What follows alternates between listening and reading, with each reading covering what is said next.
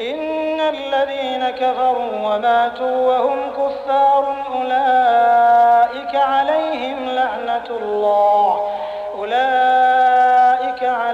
لعنة الله والملائكة والناس أجمعين خالدين فيها لا يخفف عنهم العذاب ولا هم ينظرون وإلهكم إله واحد لا إله إلا هو الرحمن الرحيم إن في خلق السماوات والأرض واختلاف الليل والنهار والفلك التي تجري في البحر بما ينفع الناس وما أنزل الله من السماء من ماء فأحيا به الأرض بعد موتها وبث فيها من كل دابة وتصريف الرياح والسحاب المسخر بين السماء والأرض لآيات لقوم يعقلون ومن الناس من يتخذ من دون الله أندادا يحبونهم كحب الله والذين آمنوا أشد حبا لله ولو يرى الذين ظلموا إذ يرون العذاب أن القوة لله جميعا وأن الله شديد العذاب إذ تبرأ الذين اتبعوا من الذين اتبعوا ورأوا العذاب وتقطعت بهم الأسباب وقال الذين اتبعوا لو أن لنا كرة فنتبرأ منهم كما تبرأوا منا كذلك يريهم الله أعمالهم حسرات عليهم وما هم بخارجين من النار يا أيها الناس كلوا مما في الأرض حلالا طيبا ولا تتبعوا خطوات الشيطان إنه لكم عدو مبين إنما يأمركم بالسوء والفحشاء وأن تقولوا على الله ما لا تعلمون وإذا قيل لهم اتبعوا ما أنزل الله قالوا بل نتبع ما ألفينا عليه آباءنا أولو كان آباؤهم لا يعقلون شيئا ولا يهتدون فمن بدله بعدما سمعه فإنما إثمه على الذين يبدلونه إن الله سميع عليم فمن خاف من موص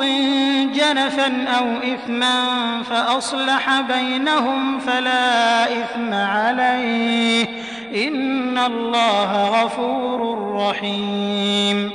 يا أيها الذين آمنوا كتب عليكم الصيام كما كتب على الذين من قبلكم لعلكم تتقون أياما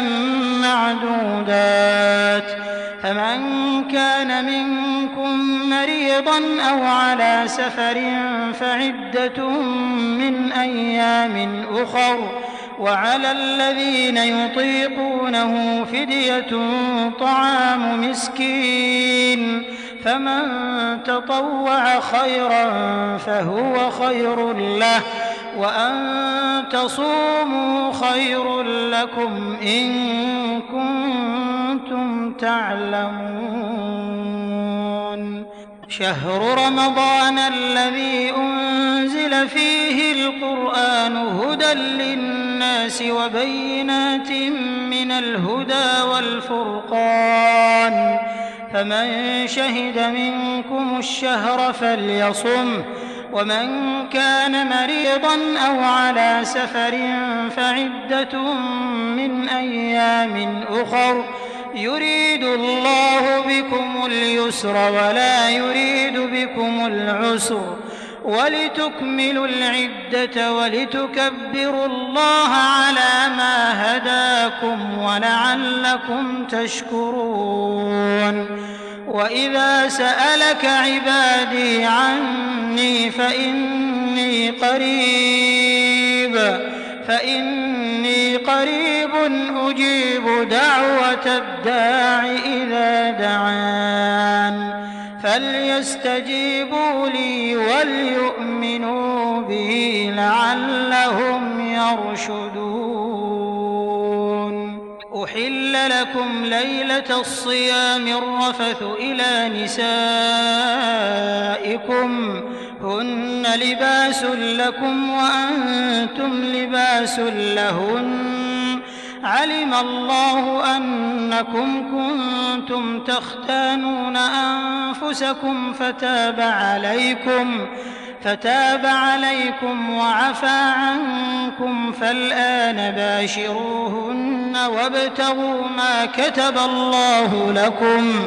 وكلوا واشربوا حتى يتبين لكم الخيط الأبيض من الخيط الأسود من الفجر ثم أتموا الصيام إلى الليل ولا تباشروهن وأنتم عاكفون في المساجد تلك حدود الله فلا تقربوها كذلك يبين الله آياته للناس لعلهم يتقون. ولا تأكلوا أموالكم بينكم بالباطل وتدلوا بها إلى الحكام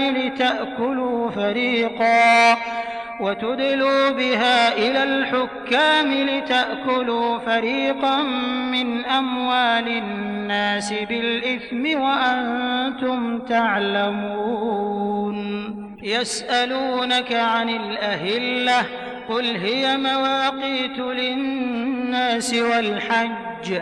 وليس البر بأن تأتوا البيوت من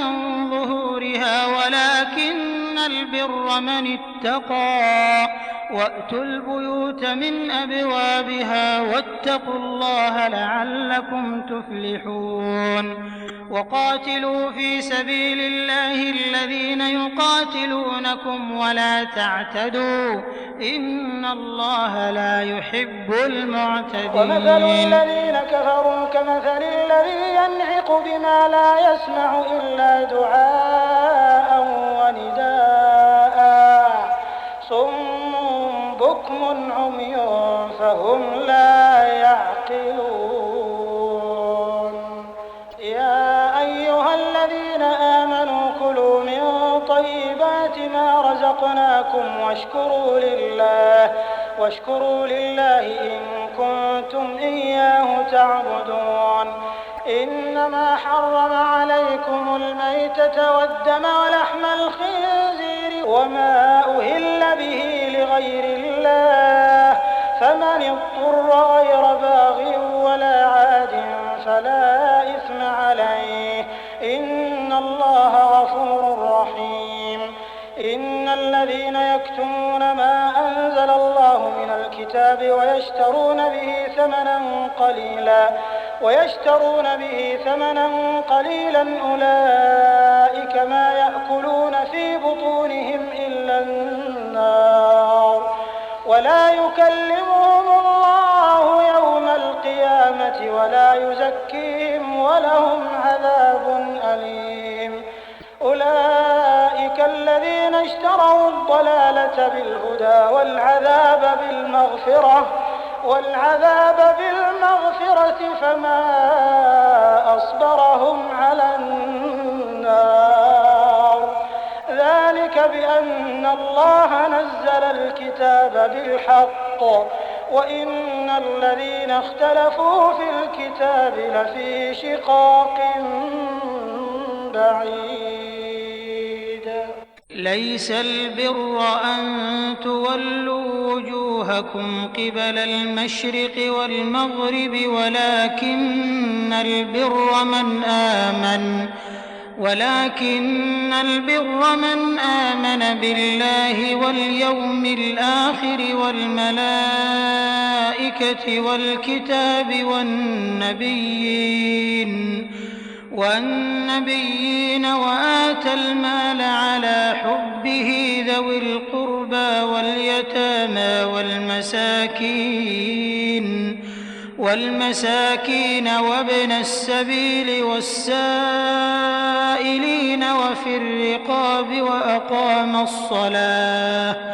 وأقام الصلاة وآتى الزكاة والموفون بعهدهم إذا عاهدوا والصابرين في البأساء والضراء وحين البأس أولئك الذين صدقوا وأولئك هم المتقون. يا أيها الذين آمنوا كتب عليكم القصاص في القتلى الحر بالحر والعبد بالعبد والأنثى بالأنثى فمن عفي له من أخيه شيء فاتباع بالمعروف وأداء إليه بإحسان ذلك تخفيف من ربكم ورحمة فمن اعتدى بعد ذلك فله عذاب أليم. ولكم في القصاص حياة يا أولي الألباب لعلكم تتقون. كتب عليكم إذا حضر أحدكم الموت إن ترك خيرا الوصية للوالدين والأقربين بالمعروف حقا على المتقين.